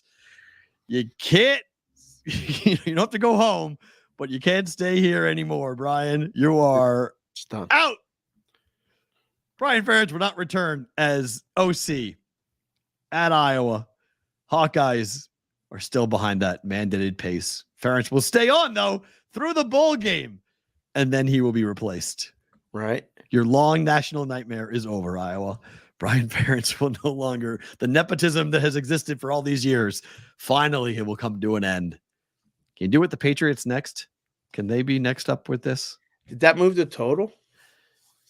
That information to what, 31? Oh, wait. It's 30.5 now. If you're an Iowa Hawkeye player, you're like happy about this, or you're like, oh God, who else are going to put in here? I don't know. Like I saw this too while I was in the waiting room. And he was a really good offensive line coach, apparently, right? Okay. I mean, he's a Ferentz, so I'm assuming that's what Kirk is. Okay. They said, yeah. I mean, a lot of the people that had comments were saying, he should just go back to being an offensive line coach, should never call plays and blah, blah, blah, blah, blah. I mean, they are offensive linemen U. That's what they do. They're tight end U and O lineman U. So maybe he will go back to being that type of coach, which is not a bad thing. Right. He's not an offensive coordinator. Kirk, much like the Patriots, when they put a special teams coach and a defensive coordinator as the offensive coordinator, right, did not work in New England, and it has not worked in Iowa. How's this playing in Iowa? Celebration. Really? Yes. Celebration. Yes. They're ecstatic. You see the guy who had that sign that said the snakes aren't done? Yeah. He's from Iowa. So there's a picture of him on the internet now saying it wasn't a fair catch. He was behind home plate. Was he holding up? Was it the sign he was holding up behind home plate? He's holding up behind home plate. It was great. I just saw he had it there the whole half inning. That's he wore the yellow Hawkeyes t-shirt. That's phenomenal. I didn't see that. He was holding up the sign. Gumpy tweeted it. I was laughing my ass off. It was. Yeah, great. I saw the picture afterwards, and then because Keith Murphy, who was from Boston, but I worked with him years in Des Moines, part of the Murph and Andy show in Des Moines in Sound Off. He put it out and he gave the guy's whole bio, like where he went to high school and like his family, where they're from, and like they are diehard Hawkeyes. I was like, that's so typical because so many people live in Phoenix from Iowa. It is the number one retirement destination for Iowa people. Is Phoenix, Arizona. That I did not know that when I moved there. And then after one about calendar year there, I was like, There are more Iowa, Chicago, like that whole pocket of the Midwest. Everybody just went there. Because Boston, New York goes to Florida. Everybody goes to Florida. Chicago, Iowa, Illinois goes to Desert. Arizona. Right to Arizona. And yeah, it was I mean, when the Blackhawks played there, it was crazy. Yeah. When I would go to the Cubs games at Hohokam Park for spring training, Right. they were selling the Chicago Tribune in the stadium. Like, wow. Selling the paper in between fifth inning and the sixth inning, and it would sell out. Everybody would buy it. Yeah, yeah. And in Fort Myers, you can buy the Boston Globe every morning in Fort Myers, Florida. It's printed there. I mean, they sell it there. Kids, this is the newspaper portion of the show. There was actually words printed on a piece of paper that you paid 50 cents for, to get $1, and that you read the stories holding the paper, and then when you were done, you threw it away. Or recycled it anymore. Yeah. But that's what we're referring to when we say newspapers. Right. That's what we're referring to. Amazingly enough. Your tweet got some love last night. Oh my. One, because the copywriter needs to go back to college because temporary is not spelled tempori.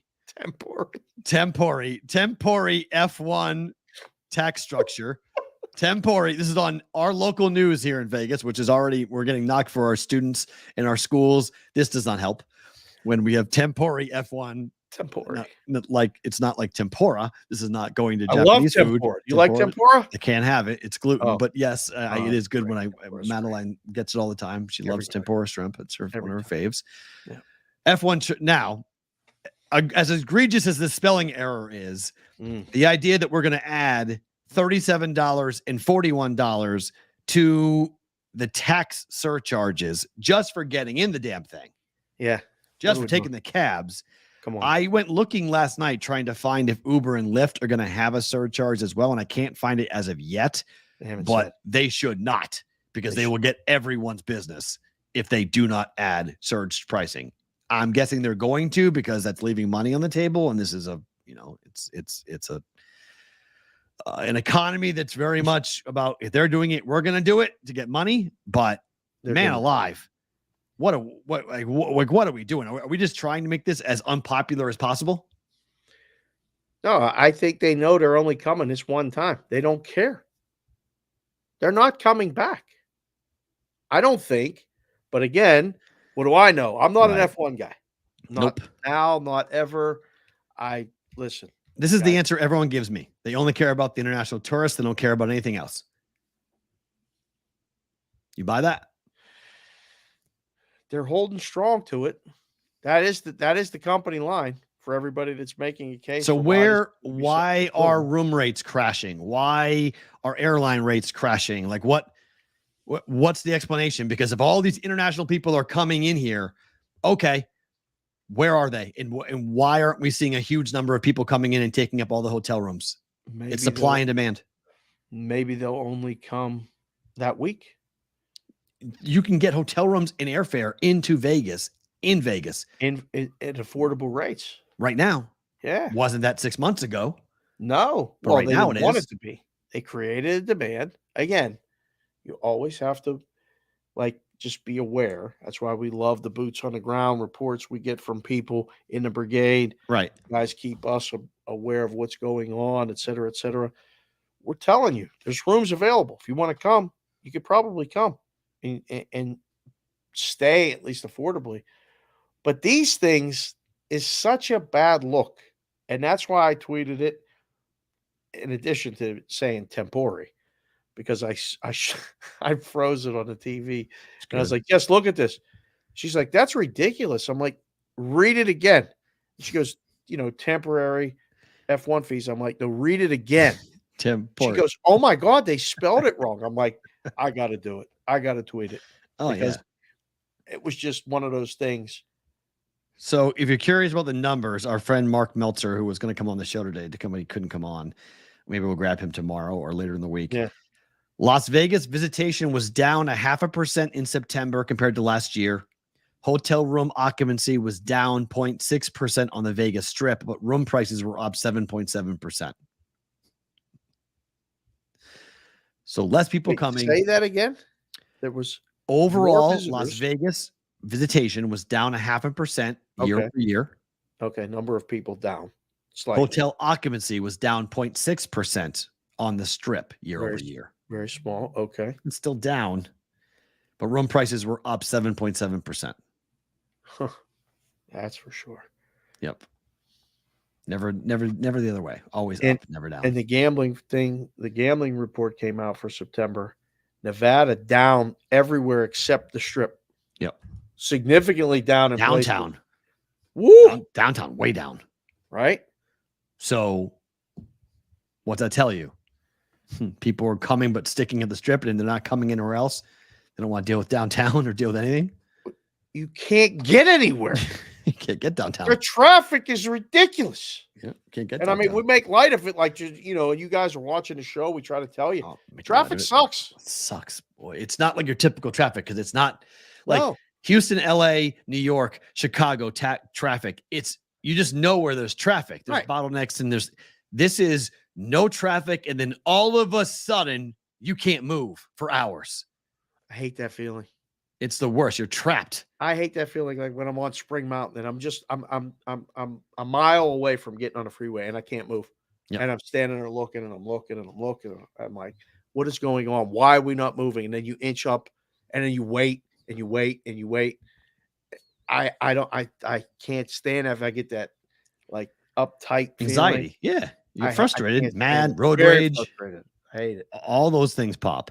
Yeah. And I don't know that this depends on who you talk to.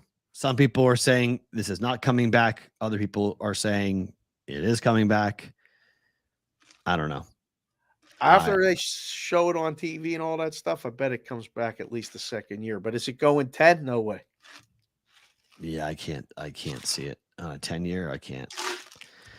I just can't. Maybe. I mean, maybe I'm dead wrong. Maybe everyone will be like, this is so cool. Oh my God. You keep okay, whatever. All I know is that SEMA is going on right now, Right. which is a absolute monster automotive show here in Las Vegas. What does it actually stand for? SEMA. Does anybody in the chat know SEMA? Hold on. I know. I do know. I really don't. I can't remember it. And then when you say it, I'll be like, oh, yeah, that's right. First one in the chat. SEMA. It's manufacturers. Hold on. It's the I don't know. It's huge. Oh, it's gigantic. But people are pissed off because they can't get down there. It's hard to get to, depending on where you're staying. It's hard to get to it. Thank God the monorail goes to the convention center. Oh. So you've got that. Wow. So they're having SEMA Fest this year. I didn't know that. Huh. SEMA Fest. Imagine Dragons and Incubus. Wiz Khalifa, Third Eye Blind, Bush, Ludacris. What the? Wow. Luda? Wow. How about that? Love Luda. That's a pretty good lineup right there. The third and the fourth. Motorsports, Music, and Car Culture Festival on the Las Vegas Festival grounds. I don't know what it stands for. So Specialty Market, CBW said. Specialty Equipment Market. There we go. Yes. Yeah. Aftermarket. It's all aftermarket. So it's a big deal because Jeep and all of Stellantis, which owns Jeep, they're the biggest car company for aftermarket. Nobody buys a Jeep stock. They buy it and they play around with it. They add stuff. They lift it, bigger tires. Oh, do all that stuff. Yeah. Lights and all the different things. And they're not here. So this is a very different feel to SEMA for that very reason. Yeah, the sports cars are all still here. And yeah, all the, different electric cars and all the other stuff that's going to be here are here. But like the aftermarket stuff, Mopar's biggest customer, the biggest aftermarket add-on company, Mopar, their biggest client is not here for SEMA this year for a variety of reasons. But it's a significant thing. That's looking different. I'm not going to it this year for that reason. Normally I go to it every year. But they're like, nobody I know I work with at Stellantis, who I work with, they are not coming to Vegas this year. So it's pretty wild. Happy Halloween, everybody, on Sports Grid and on SiriusXM. Thank you guys for being here. We appreciate you hanging out. Hit the like button, subscribe button, watch the show on replay, and you can go into our YouTube channel at Boston versus the Book to see a live chat. If you've never done it, we highly recommend that you go and do it. If you are live, stick around. You guys are getting bonus time.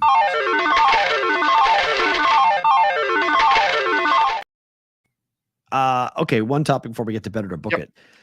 So our friends at Sports Handle, they wrote an article today asking a lot of the similar questions. Truder wrote a very good article. You guys should definitely go read this. This was good. About Shane Pinto. The NFL falls far short on transparency with the Pinto suspension. Full disclosure of transgressions, only way to maintain trust for fans and the betting public, because we do not know what he did still, Dave.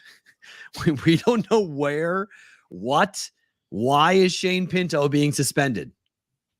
Because it's very murky and it's very confusing, and the league is hoping that it just goes away. Is it? They are, yes. They're hoping, because nobody in the mainstream media, ESPN's not writing stories. No one's covering this at the moment. It's just, okay, he's a relatively unknown player getting popped for 41 games for violating the gambling policy. God, it was going to have a big role with the Senators. Yeah, in Canada. It's Canada. I understand, but you're setting precedent. Agreed. U.S. market, U.S. people, this is not of their concern. This is not something that mainstream U.S. media members are covering anymore. They've moved on. They have to say what he did. 100%. They have to say what he did. The lack of transparency as to why he got suspended after saying he didn't bet on games. Now, what did he do then? Because it's gambling policy violation is you bet on games you weren't supposed to. Yep. Okay. Or in the NFL, you bet on stuff at the facility. You're not supposed to. Mm-hmm. Here, it's like, you got 41 games and we're going to make this, you have a confidentiality agreement. So do we. Nobody's saying nothing about this. Now, somebody knows. Oh, yeah. He knows. He was told, his lawyers to be told what he did. I mean, he knows what he did. And the league knows, but everyone else in the league doesn't know, although there's people that do. Mm-hmm. I don't know. It's probably a bigger media story than it is a regular person story. I'm curious because it's it's so intertwined. It's so embedded in the whole culture of everything. I can't watch the games live and not feel like it's too intrusive.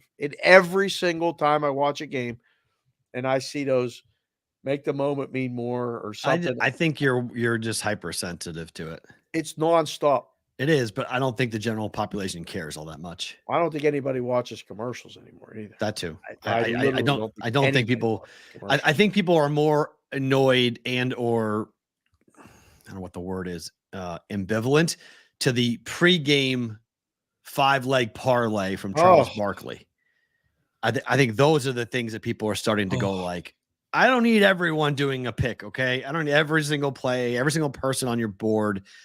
That I think people are starting to get annoyed with, but because they're playing them and losing. And so they're like, why are you putting this up? Charles keeps on losing. So, and you can't fade parlays. So like, so it's not something like Charles takes the Diamondbacks tonight. Okay, bet the Rangers. You can't do that. Like it's a 5-leg parlay. So it makes it much more difficult to go and bet the other side, which is what the books like. So, that's AOWN just came in and said allegedly a bet was placed from his account in a legal state. Yes, while he was in Ottawa. We know that. Yes, and the book knew about it and told the NHL. That came from, he said, Spit and Chicklets. Yeah, but he's getting 41 games for that. Can't do that. That's a 41-game suspension. It's a $350,000 suspension for having somebody place a bet legally. Legally. It's not illegal. That is not punishment fixed to crime, in my opinion. That is cannot use your account unless it's you. Why not? Why can't someone else use your account? I don't understand this. Why not? The hell's the point of this? This is dumb. If I'm using your Netflix account, and if my girlfriend, if your boyfriend, your husband uses your Netflix account, who gives a fuck? Are you kidding me? This is dumb. 41 games. It's legal. He did a legal bet in a legal state with a legal account. He happened to be in Ottawa and somebody used it because he wasn't there. So he called and said, hey, buddy, here's my account information. Log in, place a bet for me. Was it on the NHL? No. then what the fuck are we doing? This is stupid. Ask Yasiel Puig about it. He made hundreds of bets with This an is illegal why offshore. You can't make any bets if it's not your account. Wait. Yasiel Puig got involved with a gambling ring in California, an offshore illegal gambling ring. This is not the same. He handed over an account to somebody who told him he could make bets and make money. He'll do it for him. Offshore. In an illegal. It's the same thing. No, one's a legal state It's with the a legal same book. thing. It's to me, another it's not. person. To me, it's I've different. handed my account to you, and you're making bets on my behalf. Correct, but we don't know who. It's in a legal state. Tell us who. Yes. What if I get involved with a criminal? Well, that's a different legal story. State. It's still involved with a criminal. It's wrong, okay, but it's not nearly as wrong. I would want to know who that person is, wrong. but that person making a bet, it did happen once, happened 100 times, 200 times. I need all that information. I guarantee it wasn't $100 bet on something, and I guarantee. Do we know? I mean, the Iowa kids got busted with an average bet of $100, but they had 300 bets. Okay, and you told me that was for underage. Correct. It was someone else's account. Correct. It was underage. It was not because of what they handed. Okay. Right. It was their mom's account. They were underage betting. That was the reason why they got hammered. Okay. It was underage betting. It was not illegal betting. It was underage betting. This thing about a lot of people in the business are, hey, can you get us accounts? Can you get us accounts? Yes. Yeah. You shouldn't be getting people accounts. Okay. Fine. You shouldn't do it, but the legality around it is murky, and it's make an example to say to him, you can't do it. And word gets around. Don't give anybody your account information. You can bet. Don't bet on hockey. And it better be you pushing the buttons. Have a good day. Nope. Punishment does not fit the crime. $350,000. He lost half his salary. You think he'll bet again? Probably not, but it's. You think he'll give anyone his account and password again? Again, this is going 70 and a 55 and getting 10 years in jail. Like this is just way over the top. He made a mistake. He did something wrong. He should be penalized for it. Half a year? Nah. I need to know a lot more, because if you're right, okay, let's play it out for you. He handed off his account to someone who's a known criminal, a professional gambler. Who knows? It could be anybody. It doesn't even have to be. What if it was his sister? I want to know who it is. I want to know who he called. I want to know who the person that made the bet. This is why we have to know the full picture, the full breadth of this story. What if it was is not out. I don't know. It's a different story then to me. I mean, but I don't know that. Different story. I want to know who is the one, because was it one time or was it 100 times? Jack? What if it's Rufus? Well, it was one time. If it's one time, and I'm fine with it on one time. To be honest, if it's a one-time thing, I'm fine with it. It's a penalty. It's a fine. It's 10 games. He should be penalized for it. I'm not saying the guy shouldn't be penalized or, made an example of in some form or fashion, but the details matter to me about what actually happened, and we don't have the details as to what this guy actually definitely matter, but you have to see why. Listen, I've said it for a long time too. Like, if you give someone access to your account and password on your behalf, it's like signing a power of attorney. You can make bets. Yeah, I'm not there. I'll text you. You can't do it. It's not legal. So we can say is that in law? Proxy betting is illegal. You can't do it in every state. In a lot of states. I would love to find that answer out. Like, we know that Massachusetts is a pretty big one. I would love to see, is it on the record? Is it on the law that if I have a DraftKings account and I give my information to my brother to go log into my account and make a bet, that he's violating a law? He's breaking the law. They can shut your account out and deny. That's fine. They can shut my account out for any damn reason they want. That's obvious. Right. They can kick me out whenever the hell they want. That's clear. But are the police able to arrest my brother if he were to do that? That's a very big interest. I would like to know the answer to that question for a variety of reasons. We have to get a gaming attorney. I want to know the answer to that, because that seems to me, again, where a family member is logging into your account to go ahead. It's like giving if I give my login information to my brother for my bank account, he goes and takes every dollar out of my bank account. That's on me. I gave him the information. I gave him the contact. He didn't do anything wrong. He's not illegal. I'm at fault. He has full access to the account. Okay, so what if he gets the information as your brother and does it and cleans it out and you didn't know? That's illegal. That's threat. That's fraud. That's theft. Well, he could say you gave it to him. No, he has a text message saying, here's the password. My brother gave it to me. Here's the text evidence that I got it from him. Like, this is when he gave it to me. I have a phone record. I've got, I didn't steal it. You could fight back on it and get into this argument. Trust me, I've had experience in this. So I've gone through this. So I'm just saying. I know. We'll stop before I get into trouble. Zip it.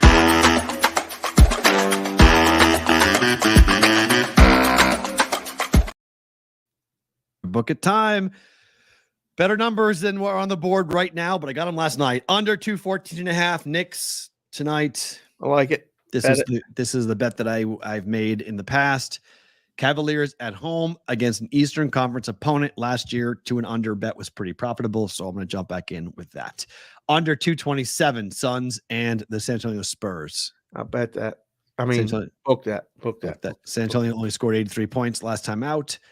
You would need the Suns to score 125 plus. I don't think they will on Popovich's defense. So we're going under 227 there. Under 6 goals, Vancouver and Nashville, Demko versus Saros. I think you sold me on this one. Demko's been very good. Saros has been very good. Oh, my gut says book it. I'm going to book it. I'll say over. Let me guarantee that both these guys are in. Oh, it's Lankinen. Demko against Lankinen. Over. Well, I mean, you could win it. It doesn't matter. I could win it, but it's not the same handicap. Doesn't feel the same, though. Nope. That's really frustrating. This is what happens. At least I said it on the juice last night. I said, if it's not these two, get out of this bet. If it's not these two. And now I may follow suit in getting out of this bet. Let me see.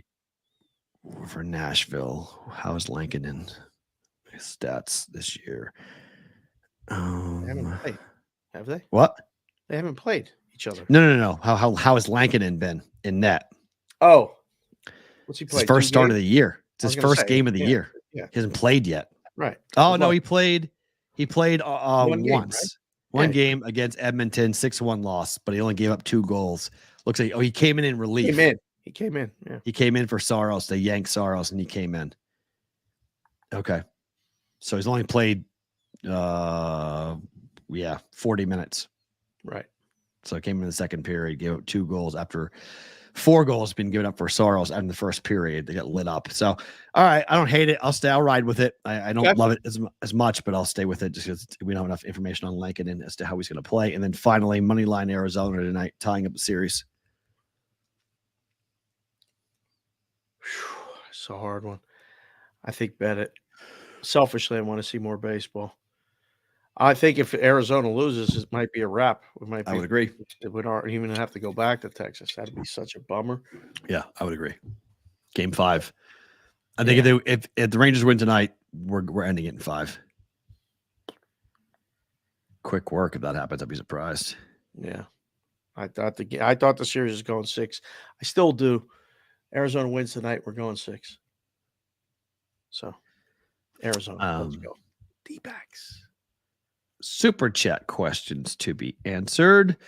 Okay, Adam, the hat bet. He went ahead. Thank you very much. We already got to that one. Daniel G came in. Every Lions game, Clete Blakeman goes this way. Absolute ref show. They picked up 2 flags within 5 minutes of the game starting. Bullshit calls both ways. I don't think you're wrong, Daniel. And Chris Covey said, busy week. Glad I could join in today. Jimmy G was horrible, and the world family knows it. Levi's Levis is going to get a good taste of pain on Thursday. Dave waiting for the World Series to end to go on vacation. Go Snakes. All right. He's right. I don't know about Thursday. I don't know who's playing quarterback for the Steelers. I don't know about the Payne. Payne may be watching that game and having to go under. That's going to be a slobber knocker, boring. I don't even know what the word to call it.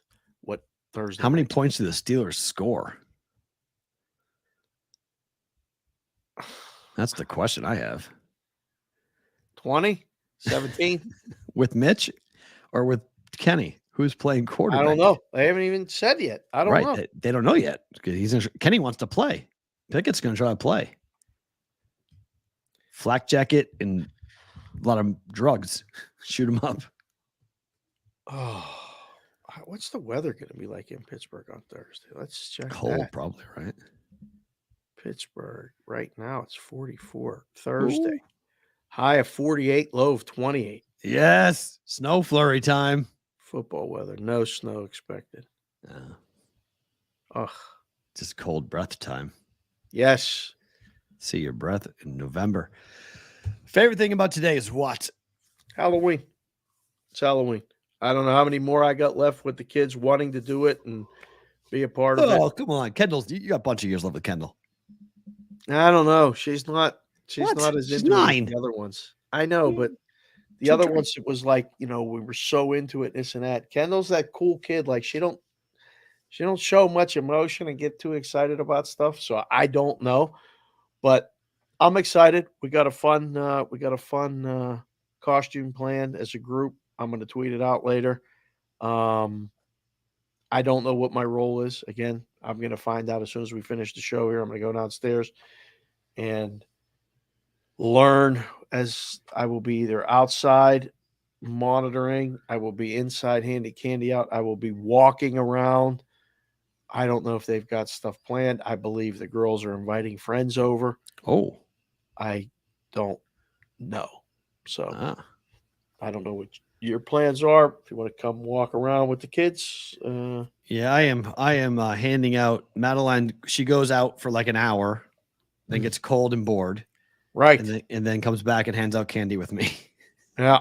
So that's how my evening will go. It's such a weird thing. Like my favorite thing I would say too, I love Halloween in terms of that. I like the festivities of it all with the kids, how excited they are to get candy, knocking on the doors and whatnot. But like my street is very inconsistent. Like a couple years ago, I got overrun. I was out of candy like in an hour and a half. Other years, I've had like 5 kids knock on my door. Right. It just depends upon where, because I'm in this like strange cul-de-sac area like you have to come into. So you have to like come into my neighborhood. It's not gated or anything, but like you have to like physically come in, and some of the kids don't like to do that because not every house on my street gives out candy. Right. It's inconsistent. So like I do, but I would say like my 4 neighbors, the 4 houses right in my area, they all do. So we all talk about it. We all give it up. And then like the further down the street you go, the less likely you are going to see people giving out candy. So like, I don't know if like the kids report back as to like who's getting what and what, who's open for business and whatnot. Yeah. So that anxiety of like who's coming and do I have enough candy? Yes or no? Like I always feel bad about the fact like if you run out of candy, like what do you do? Like hand out like like granola bars? Like, like what the hell do you do? So I have a 10-pound bag of candy. Oh, you should be fine. So that's what I have. I would think you're fine. So can I read Crunchy Beavers? Sure. Crunchy left another super chat. Yeah, of course. Thank you again, Crunchy. You're basically keeping the show alive along with everyone else that's doing the super chats. We really appreciate you. I don't bet on Halloween since 2001. Interesting. World Series Game 4. Schilling was dealing. Brenly pulled him. Kim, the closer, got lit up. He lost $5K. Never again. I remember that game. We were out at a bar on, I believe it was Scottsdale and Bell or Tatum and Bell. I can't remember which one it was down there in Arizona. They were away at Yankee Stadium. Uh-huh. Kim, Byung-Hun Kim. Oh, Multiple end of Home- game situations, worse than Craig Kimbrell. Brenly kept trucking him out there. Tino Martinez, I believe that was the Tino Martinez late homer, the Jeter game winner. They started calling him Mr. November after that because that was the first time that Right. it was in November because of the delay from 9/11. So you're bringing that up, Crunch. I remember that exact game. Take a break today. Don't good move. Don't do nothing. Although you could be like Perrault and look at this MAC games. I'm talking about the MAC games. I told you I'm not betting it. I'm just watching it. I didn't bet this. Anything. You'll be with the kid with the Halloween. Oh no, I'll have multiple TVs on. I'll have. Oh yeah. So what I do is I have TV downstairs, TV upstairs. I have a split level house. So I leave the candy by the door. I watch the games, and I have music going on down. I have spooky Halloween music going on downstairs. Oh, so like you open the door. I have the Nightmare Before Christmas vinyl record, so that's going throughout the entire night, and I get the games on mute, and I watch the games, and then the kids show up, and then it's like from 6:30 to 8:30, I think is what trick or treating is. So 2 hours there, and then I'm good. I want to shout out the guys too. Again, I forgot the favorite thing about today is the meetups. There's meetups going on in places with Brigade guys. Right. Otto met Lou Raymaker. They hung out at the football game and Steeler game. That was awesome.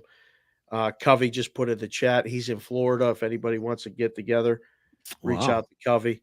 Nice. Brigade meet up in Florida. He's wherever he's at. Cool. And I want to shout out Roger Long, whose wife passed away today. It was her birthday. 5 years ago, she passed away. So every Halloween, he remembers, and he was in the chat before the show. We all wish him well in getting over that 5 years gone. He's going to see his grandkids. Halloween is for young and old, big kids and all. So right about that, Raj. Have a great rest of the night, boys. Amen to that. That's great. Yeah. Enjoy it. Be safe. And this is just a normal PSA type of thing, but slow down tonight. There's kids everywhere. Everywhere.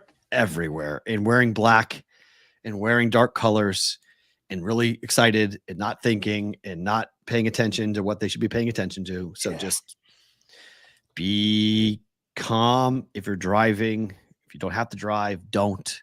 Just be safe. We want to see all you guys back here tomorrow. Regular time tomorrow for a Wednesday. Dave, Matt, like, subscribe, leave a review, all the fun stuff for us. We appreciate each and every one of you. Back tomorrow for a Wednesday's BBB.